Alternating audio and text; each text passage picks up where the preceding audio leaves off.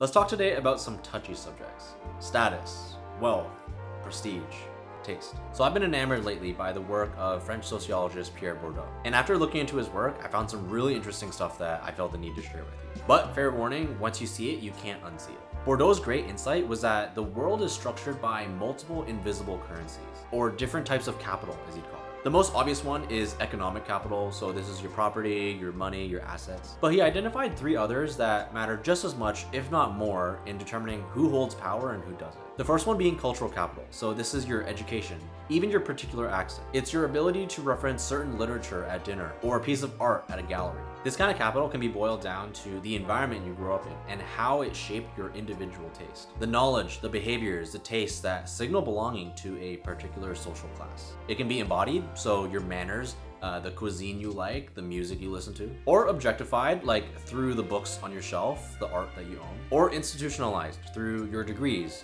your credentials. Next, you have social capital. This one is also quite apparent, but it's your network. Who you know, who will take your calls, which doors open because of your name and your relationships with those people. And in a world dominated by social media, the boundary is now expanded to the access that you get from your digital presence. And lastly, we have symbolic capital, which is your reputation itself that's reinforced externally through titles, awards, recognition, and prestige.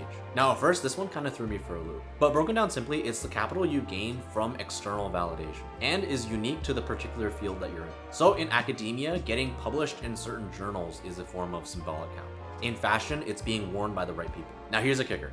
Bourdieu argued that the elites don't just hoard money. They hoard all these forms of capital, and they transfer in between them. A banker sends his daughter to a prestigious boarding school, turning economic capital into cultural capital. A billionaire donates a ton of money to charity and turns economic capital into symbolic capital in the form of being recognized as a philanthropist. Now, this is just scratching the surface of what Bourdieu's contribution to broader society was, and I plan on diving more into his work in the context of status, wealth, luxury, and taste. So if that sounds interesting to you, like and follow for more.